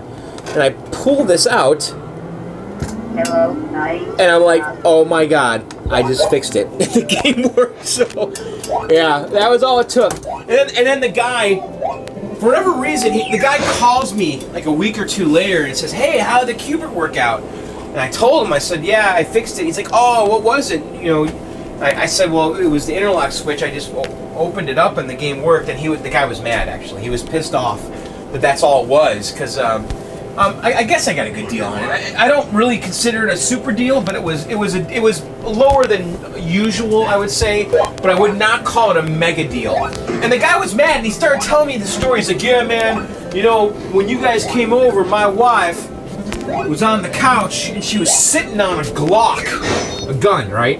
She was sitting on my Glock, and I told her, if you guys try anything, you get up and you start squeezing that trigger till you can't squeeze it anymore. Till it stops, you know, just keep squeezing it till all the bullets are gone. Like, whoa, dude. So it was a weird situation, but the game's been okay. It's been somewhat reliable. I've had a lot of problems with it, actually. The transformer, it turned out, was flaky in the bottom, which is the first time that happened with any of my games. So I ended up getting a new transformer, and it's been fine since. I used to have the multi-kit in there. I found I just wasn't using it. I actually got rid of the multi-kit, so I just have plain old Qbert. I'm kind of down on multi-games lately. It's kind of weird. I just find that I get the multi-games, and I'm never playing the other games. I think Donkey Kong 2 might be the exception, but really, for the most part, I usually don't play the other games. And then when people come here to play my games, they don't even know there's a multi-kit in it. They don't know how to get to it, you know? So, I don't know. It's been kind of a waste. So, I've been kind of down on them. I mean, for me, I want a nice, dedicated game with good controls that saves high scores. That's my goal down here. So, this one does not save high scores, unfortunately. But, and I did install the swearing marquee. When this game came out, this was actually the original marquee, and I think these guys are trying to be all clever and artsy with this marquee, because Qbert swears in the game, so they thought, hey, let's put that on the marquee. Well, they put the game out in the arcades, and nobody knew what the heck the game was called. I mean, yeah, it said Qbert down here, but people were looking up here. And anyway, this was a big failure, and so Gottlieb replaced the marquee with one that said Qbert instead of this. And then Phoenix Arcade actually ended up reproducing the original marquee, which is this one here. And I kind of like it, actually. I actually like it more. So I think it's cool. So yeah, Qbert, really awesome classic. You know, every arcade, in my opinion, needs one of these. And this is a great dedicated one. I actually did put site art on this. This site art was actually missing when I got this game. I added this site art here, and it looks great. Really cool looking cabinet, isn't it? I love the artwork. So iconic, too. All right, and then next to that is Tapper, which is another Uber Bally Midway classic. And the thing about Tapper, this is Budweiser Tapper. This game was designed to go into a bar. You know, kids were not going to be playing Budweiser Tapper. They actually made another version that was Root Beer Tapper for the kids. But this one, this model, the Budweiser one, was really designed to go into an adult place. It was designed to go into a bar. And they actually made it to look like a bar. You got a bartender on the side here serving drinks. You've got drink holders here for your beer. On the bottom here, there's a brass little footrest here. You know, just like you're sitting at a bar. And it's a really cool game. And it's also a game that you cannot play easily in MAME because of these controls that has little tapper handles. And it's a really cool game. And basically, you are serving drinks to the patrons as they're coming in, trying to get rid of them. And you basically take the tap here to pour a drink. And these guys are coming down the bar, and you got to basically serve them a drink before they get to the end. Otherwise, they'll grab you and throw you down the bar, and you'll lose a life. And then after they drink, they throw the glasses down, and they'll throw a tip down. Let's get this tip, and the girls come dancing. So yeah, it's a really neat game. I love Tapper. It is definitely a favorite down here, and it's such a cool cabinet. I mean, look at it. So neat, so sharp. I love the artwork. They actually have two versions of the cabinet. There's the color version, and there's the standard version. I have the standard kind of monotone version. They did do a version of this with color. That's more rare and desirable, but this one is the kind of monotone one color version, but it's still a very sharp cabinet and such a cool game. I bought this from a friend of mine, Ray West. He was getting out of the hobby, and I guess he is completely out of the hobby now, but he was selling off a lot of his games over the last, I don't know, 5-6 years, and I picked up a few from him, and this was one of them. Really great guy. I actually got Tapper from Ray. I got Tron from Ray. Paperboy, no. Centipede upstairs is from Ray. What else did I get? A lot of games I still have. Yeah, Ray was a good guy. I think he's gone. I think he moved to Florida. Anyway, my popcorn maker, we're going to get back to that later. But over here is my Megatouch. And I had to have one of these because, again, you know, my wife and I used to go to the bars a lot, and we used to play games a lot. And this was another one of those things that we used to play. We used to sit at the bar and play these games, and we loved this system. And I had to have one of these. And it's also a great thing because my wife loves. Actually, I have a TV here. She could sit. You know, I'll come down here, and she'll come down with me because of this. She could sit here, you know, have a drink, watch the news, and play her games. And it's got a lot of puzzle and word games and all that. And I don't really play this that much, to be honest, but it is a very cool system. I bought this on eBay. You know, at the time when I got this, these were actually not easy to find. Cheap. And I looked and looked, and they were never for sale on Craigslist. Because these are still used in bars today, so these always command a good high dollar, and so it can be hard to find these for a deal. And I ended up getting one on Craigslist, on eBay, and I think I got an okay deal on it. I had it shipped and all that, but I love it. I got this bar table right here, and I went to IKEA and got that bar table, which is great. And then below it, you know, because it's kind of cold down here in the winter sometimes, and so I got this for my wife. It's a little electric fireplace. I know it's kind of cheesy, but it's a heater, and so you know, you gotta make it if you want to get your wife into this. You know, just my little tip from me to you: make it comfortable. Get games that she likes too. I mean, you've heard me mention a few games now. You know, this is her little comfort place here. You know, we got a heater, we got a bar table for her drink, we got a TV for her news, and touchscreen gaming. How can you not beat that, right? So, but anyway, this whole area right here with my popcorn machine and the bar table and the Touchmaster and the bar, I will not give this up. You know, I could easily get rid of this bar table and maybe squeeze in 2 more games here. But no, I really like having this. It really breaks up the room, and I don't want it to be so crammed down here that you can't move. And when I have parties, you know, it's a nice place to put your drink down, have chips and stuff. So it's a cool little area with the TV. I really like this part of the basement right here. And, you know, my buddy Matt comes over once a week, and we'll sit here and eat dinner and with all the games on. So it's pretty cool. All right, so next to that is the Neo Geo MVS multi-video system by SNK. This is the 4-slot. I think the kids call this the Big Red. And I love this cabinet.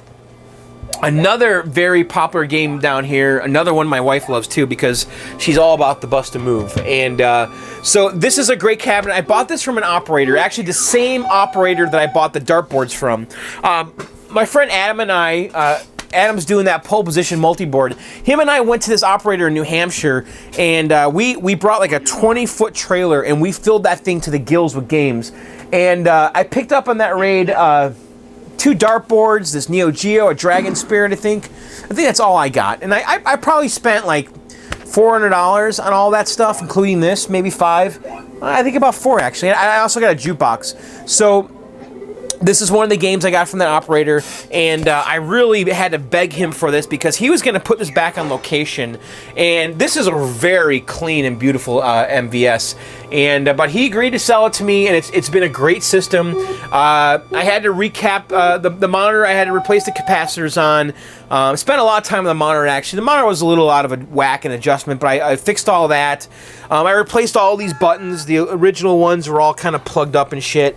I took some time to get the card reader to work because you could save your games on certain games on a memory card. And I got a memory card in here. This is actually some guy on the Neo Geo forums reproduced the memory card, and this is his memory card that's in there. So I had to do some work to get the memory card worker reading right. Right now I've got 4 cartridges in here. I've got Bust a Move, and by the way, this has 4 games in it. And you press the select game here to select between them.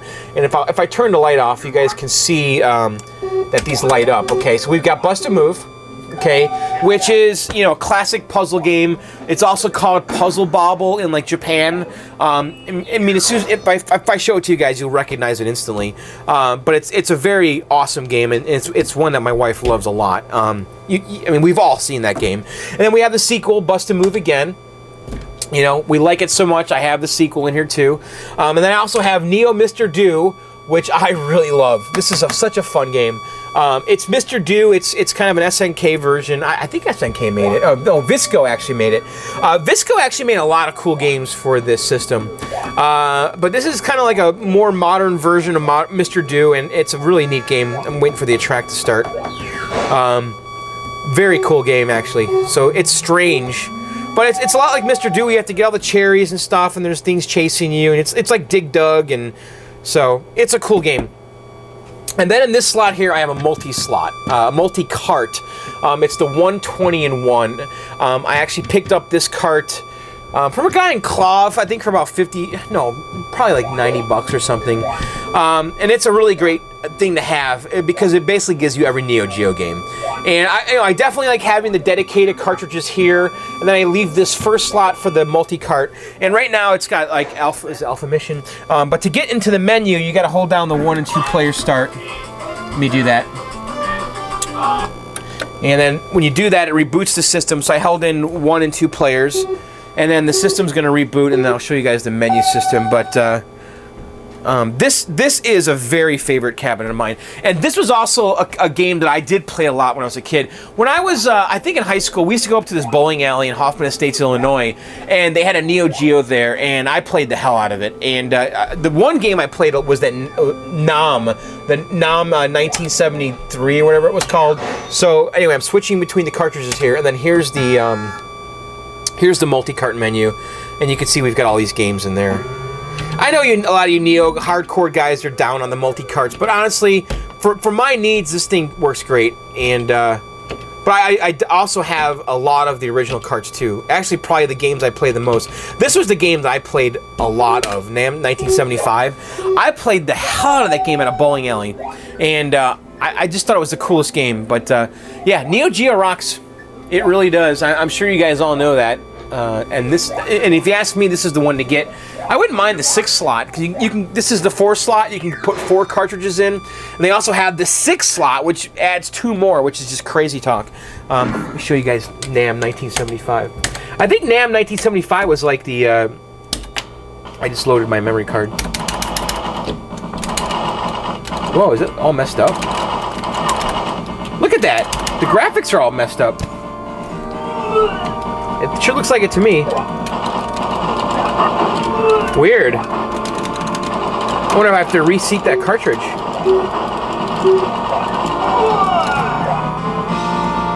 Huh. Or is it? I don't know. Unless it's just this game. Weird. We'll come back to that. I'll look into that later. That cartridge just might need to be reseated, which actually fixes a lot of the stuff on that. Okay, so we've got Super Breakout here. This was a game I picked up this year. My friend Eben Swiga Brendan, he hooked me up with this, and it is a super cool game. This was, I believe, the first game I ever played, the first arcade game I ever played as a kid. My friend Chip and I, we lived in in the suburbs of Illinois, and he told me about this thing that he said, he told me about this restaurant that had this thing, and it was a game that you got inside of, and you were trying to break the bricks out to escape, and my mind just couldn't comprehend what the hell he was talking about, and so him and I snuck into this restaurant pub, and he's like, there it is, and it was Breakout. I'm like, what? I thought it was something you got inside of. And so he was describing, you getting out of a jail and you were breaking bricks with this, paddle instead. But so yeah, Super Breakout's really cool. I got this. The monitor was hosed, and I actually spent a lot of time and research trying to get that fixed and learning all about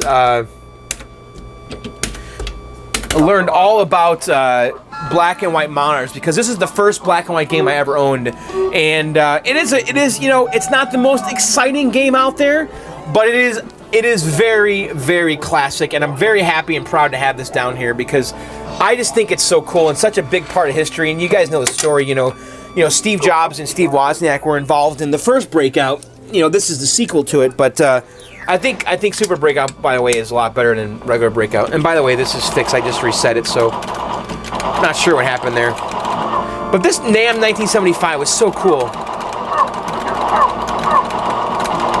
This would be a good game to play on the Wii, because you're basically using the joystick to move this reticule around.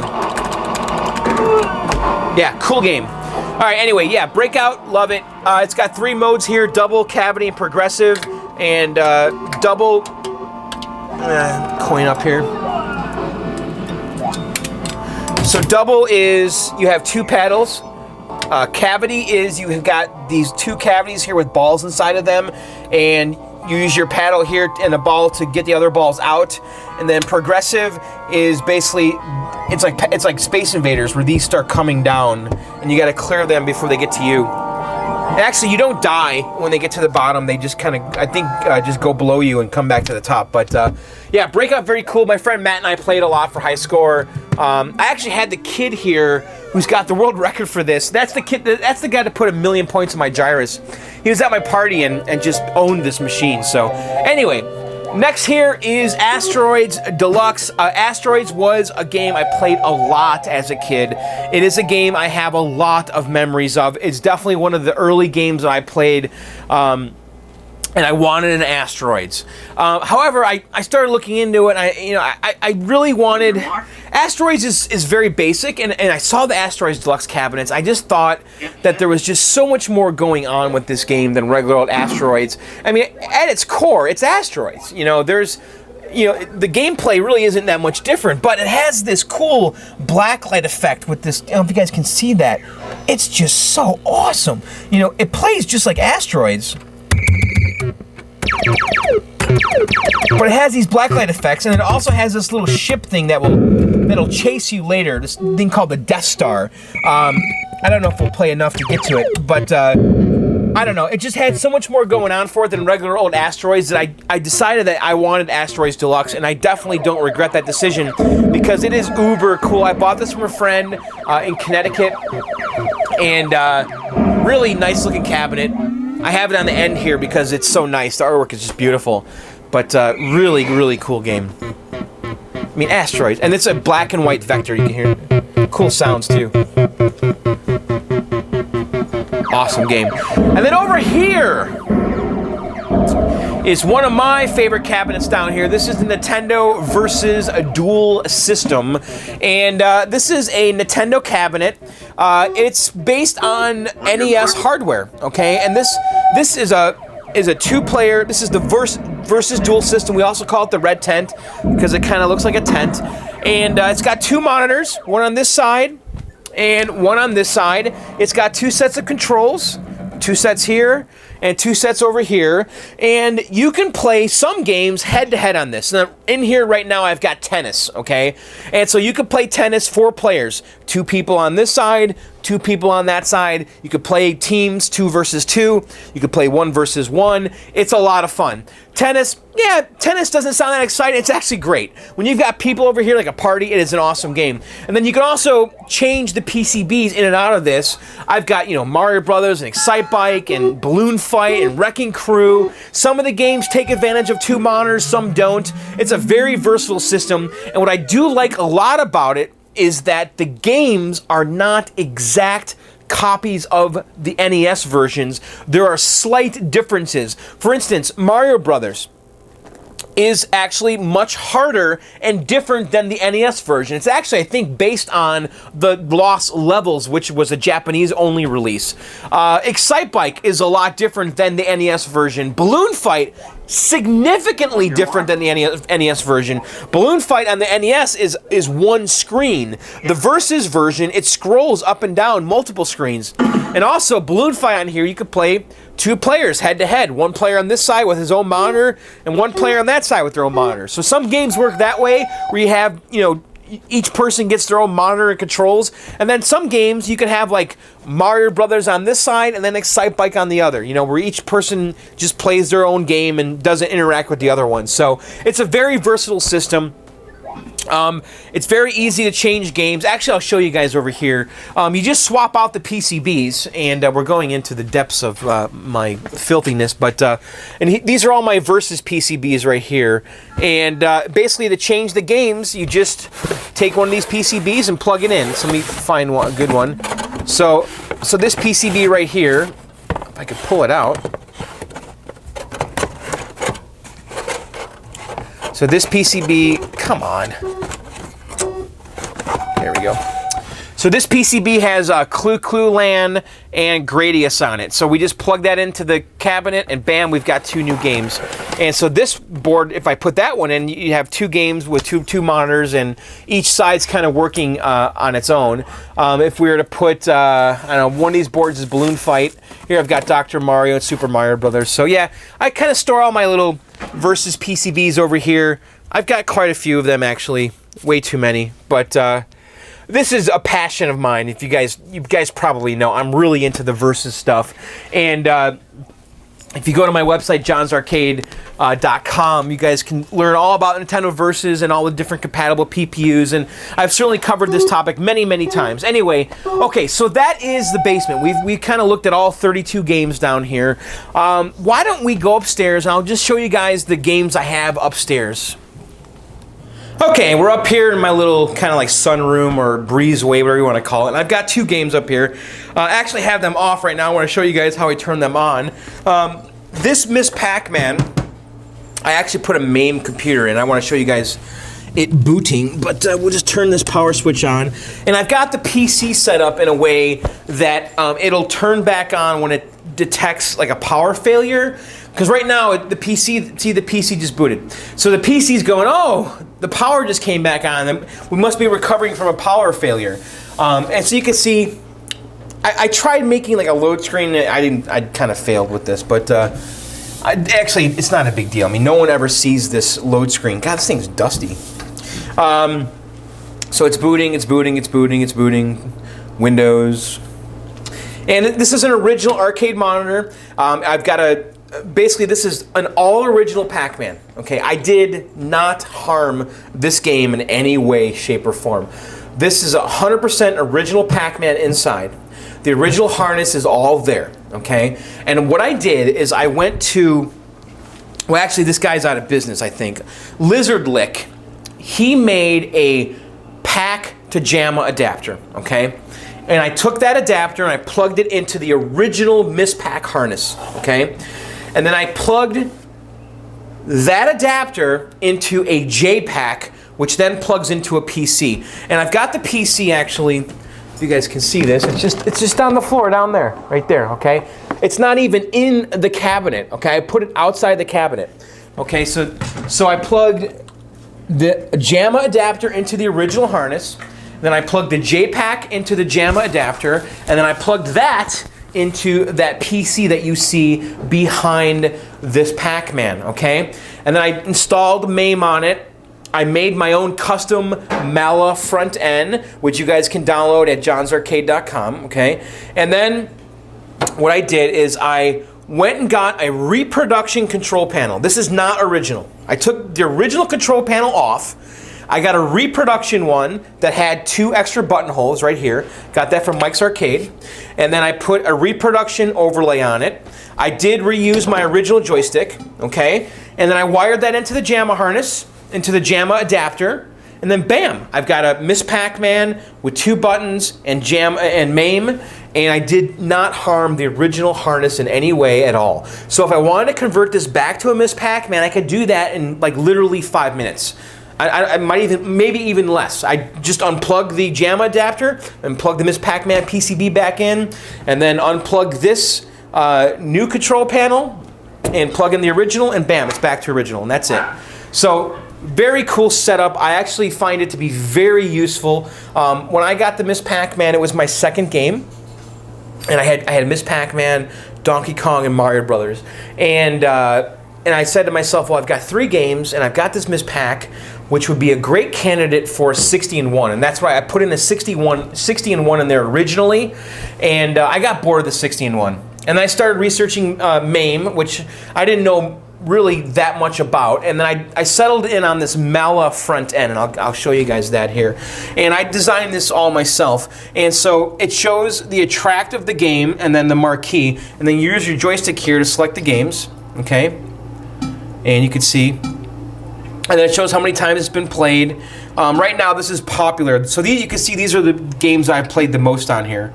And the game I play the most on here is Miss Pac-Man, believe it or not. So this games have been played thing has been reset many times. So we've got Pac-Man, Galaga. You can see it shows the video there. Dig Dug. I've got Mappy. Armored Car. I love that game. Gyrus, which I now have dedicated. Miss Pac-Man again. That must be a different... Oh, that's Pac-Gal. Bootleg one. Scramble. Journey. I actually reset the statistics on here, so it's a little skewed. But I've got the Best of Claw on here. Here's Thief. I know you guys have heard us talking about Thief on Arcade Outsiders. I love this game, actually. And actually, this is a horizontal game that actually plays okay on a vertical monitor. So here we go. Any unit in vicinity Hear that? Isn't that cool? in Vine, 504 in progress. Car So it plays a lot like Pac-Man. Man at Doheny and Sunset. I should do a review of this. Pursuit of robbery suspects. But yeah, you can play all these cool games. The control scheme is this: 1 and 2 players equal to escape. So I press that and it goes back to the menu. Timber's a cool game. So I've got pretty much every vertical game on here. Here's Eyes. You can actually see all the last games I played. We talk about Eyes a lot. All the horizontal games. This setup does play the horizontals just fine. So I've got all these different kind of like playlists, but I basically did end up finding the whole MAME library, but classics all. So yeah, it's pretty cool. I love this setup. When I don't feel like turning on the entire arcade, I'll turn on both of these games, and having the MAME is just super awesome. Let me put on. Then you just press one player to start, and it's MAME, so it acts like the real hardware. You press one player and this to coin up. So yeah, Eyes is a weird game. I definitely don't hate it though. Alright, so that is... Let's put some Pac-Man back on here. Usually when I have people over, I just boot it to Miss Pac-Man. And then don't even tell them it's a MAME cabinet. And I'll just coin it up, and then, you know, if I've got like people that are over that aren't like gamers like us, you know, I'll just come over here and coin it up. And then just leave it. So I don't want to hear that though. Okay, and then next to that is Centipede. This is an original Centipede Cabaret. I got this from my friend Ray, who we talked about downstairs. The same guy I got the Tapper and the Tron from. And it's okay. This thing is, you could see, this one I did not do all that Bondo work that we did on the Pac-Man. And at the time I picked this up, I think I picked it up in the winter, and I just plopped it in this room, and I haven't done anything to it since. The monitor did die at one point. The flyback went bad on the Geo 7 that's in there, and I replaced that. I don't think I capped the monitor. I think it was already capped. The monitor in here is okay. It has some weird degaussing issues. I should try degaussing it again, but you can see the mushrooms in the left corner there are different colors. You know, Centipede is such a classic game. It is just another one of those iconic games. It uses a trackball. I really like these games that you have unique controls. This is a lighted trackball, which was not original. Ray put this in here, and I think he did actually. I think it's actually really cool. I like it. It's all kind of lit up blue like that. I actually think it's really cool. I did install the multi-kit. So this is the original Centipede. And then we also have, if I press 1 and 2 players, I also have Millipede in here. And this is actually a Millipede PCB that I installed. And then you install, because when I got the game, it had a Centipede PCB, which is great. But this is actually one game where I did want the multi-kit because Millipede is so cool. And you're getting 2 really original games that are both very popular in one cabinet, and they both really have the same setup. So I put the multi-kit in here, and you cannot install the multi-kit on a Centipede PCB. You actually have to install it on a Millipede PCB. So I picked up a Millipede's PCB, I installed the Brazington kit on there, and now I have Millipede and Centipede. But yeah, this is definitely one instance where I think the multi-kit is worth it. Just because Millipede is such a solid game and so worth it to have it on one cabinet. And I think Centipede and Millipede are really different enough that like there'll be times where I only want to play Millipede. It's like a more frantic, crazy game. And then there's times where I'm just like in the mood for Centipede because it's just a little more laid back and a little more pure. It's hard to explain, but I definitely do think that if you're gonna get a multi-kit, this is one of them to get. And it's not buggy and it works really well. Like the Qbert one, you know, was a little kludgy, you know. This is not, you know, this is like, you know, the Brazington shit is always great. I mean, that's just gravy. So, all right, so that's it for up here. I've got these two games here. I often turn these games on the weekends, like especially Sunday morning. I guess we can go to the garage. You guys want to go out there? You know, it's cold, it's winter. I'm not working out there, but I'll show you what's going on for projects. So let's go to the garage. All right, guys, we are out here in the garage, and it's cold, it's winter time. I actually have my cars in the garage, which is good. But yeah, I've got two games in the garage, which is actually less than I usually have out here. But this is really the only game that is a project for me, and that is this Atari Sprint. This is actually an Atari Key Sprint. It's an old black and white game, and I started working on the monitor before the winter, and I didn't get it going, so we're gonna have to resume this in the spring. And then also over there, I've got another Outrun Cabaret that is a spare one, and I actually got that really inexpensively, and I was saving it because the harness on mine downstairs is a little messed up because I don't have true stereo sound, and I was gonna swap the harness out of that and put it in mine, and I just never got around to it. So I've been holding on to that cabinet thinking that I was gonna take those parts to make mine more perfect. So other than that, I don't know what else you guys want to see out here.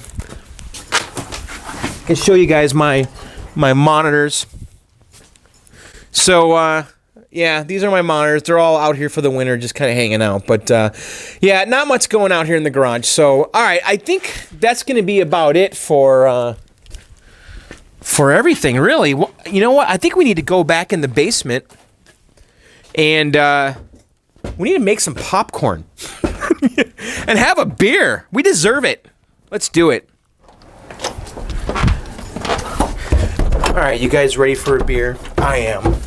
I think we deserved it. This was a long year of arcade restores and work. And so we've got our beer fridge over here, which, by the way, you have to have. This is an essential tool for the basement. And let's grab one of these. This was left over from my party, the root of all evil black ale. Pretty good stuff. And by the way, did you guys see this? My friend Scoots, who is so awesome, he made me this. Hey guys, we are in the basement. He hand drew this. Look how good. I need to get it framed. Should I get this tattooed on my arm or my forearm? Would that be hilarious? So Scoots, if you're watching, bro, thank you, man. That is freaking awesome. So, all right, let's get a beer. And let's go over here. And we're just going to chillax, have a beer, toast to the end of the year. And maybe we could set up the tripod, I don't know. But, you know, I kind of like having... It's funny, it's weird. It's like having like this commercial type equipment. I know that, you know, this little popcorn machine isn't really something you would find in a movie theater, but it's a small, you know, simulation or it's close. You know, it's the same principle, just on a smaller scale. And it's funny how, in a way... I've always been trying to recreate, you know, what's going on commercially, like in restaurants or movie theaters or in campgrounds, and I don't know, there's just something about it, and having a popcorn machine kind of adds to that whole thing. So, all right, so we're gonna make some popcorn, and so, should we have a beer first? What should we do? Should we open up our beer? What do you guys want to do? All right, let's have a sip while we're doing this. And we have to have it in a Pac-Man glass. It's not really the perfect beer pint glass, but it'll do.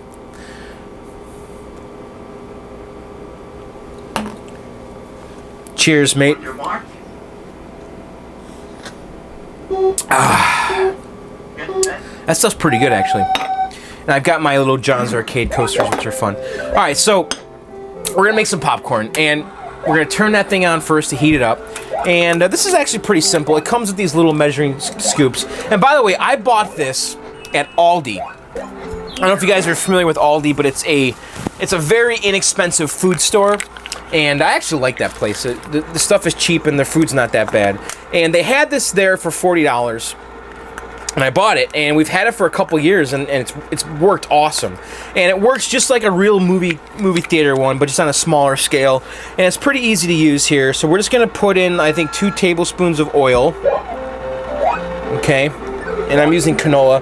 And you should use coconut oil to get the true movie theater taste, but I don't have that, so we're gonna use canola. I actually sometimes will go on Amazon and get these kind of pre-measured packets that are made specifically for this size machine, and it has the coconut oil in there and the special seasoning salt, but we're not gonna do that today.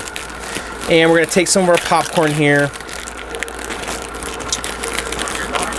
This is not gonna be as good as it can be because I don't have all the cool seasonings, but there's like this buttery flavored salt that they make, and I'm out of it. So we're just gonna have to use regular kernels, and I'll use some of this butter stuffs here. So, all right, so I put in 2 tablespoons of oil. We're letting that heat up, and then now we're gonna put in 1/3 of a cup of kernels, and at this time is when you want to put in that cool popcorn salt stuff, but I don't have any. So we're just going to have to do this kind of this way. And that's it. We're just going to let that go. We're going to enjoy our beer and just kind of wait. And so did you guys have a good year or what? Was this a good year? I think so. You know, do I miss any of my games I got rid of? Kind of. You know, I feel a little guilty for getting rid of Disc of Tron, but it was the right thing to do at the time for me, you know, to help pay for a vacation and stuff. And you know what? Time Pilot's in its place, so can't say it. You know, I don't miss it. I guess I do a little bit, but I filled up that space pretty quick. So anyway, all right, we're gonna let this thing go, and it's popping. Let's let the camera stay on there.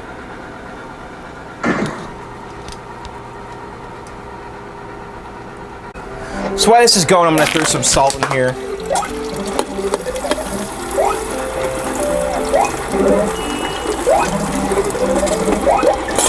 Because that stuff I use, I think it's called Flavor Cal or something. I don't remember the name of it. It's basically just like a salty, buttery mess. And you're supposed to put it in there with the kernels. So there must be something about putting the salt in the oil. Alright, so it's still going. That beer's pretty good. So next year I got some projects coming up. So the first thing we're going to be doing in the spring, I think, is the Quantum. Are you guys excited about that? I am. I've actually acquired almost everything to build myself a Quantum, except the cabinet. My friend Jay actually has the PCB, and he had it rebuilt for me. Actually, not rebuilt, he had it assembled for me. And I should be picking that up in a couple weeks, because he works for a firm that does a lot of electronic stuff, and he had one of the employees there do it for me. And so I'm kind of excited to get that board and see what happened, see how it looks. So the popcorn is going. This is exciting.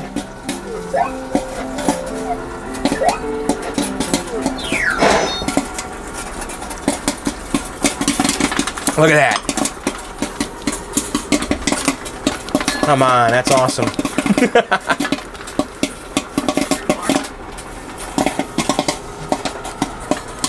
Pretty cool, right? And when I have like those cool pre-made packets, it is a lot better than how we're doing it today, but I didn't have any of those with me. But if you go on Amazon, you can get them, and they've got all the right seasonings and stuff in them. I think it's about done. Yeah, so we'll turn that off, and we'll just kind of shake this out.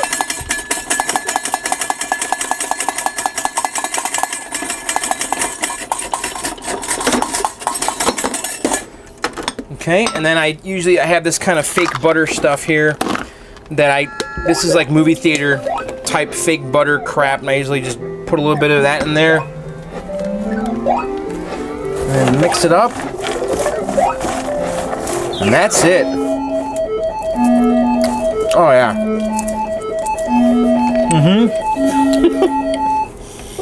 That's a good time. Come down here, have some popcorn, a beer, and play some games. And life is good. All right, guys. Happy New Year. Thanks for watching my little channel. Thanks for subscribing. If you've never subscribed, now is a great time to do it.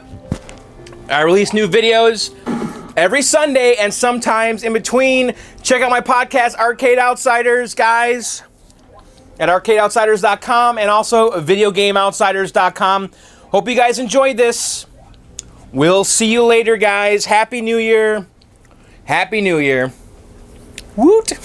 All right, guys. Love yous. Later. Bye. I'm actually kind of hurrying right now because I'm about to run out of space on my camera. So, sorry. It says 0 minutes left right now. That's why I'm rushing right now. All right, guys. We managed to fill up my entire camera. All right, we'll see you later. John's Arcade out later. Goodbye. Happy holidays.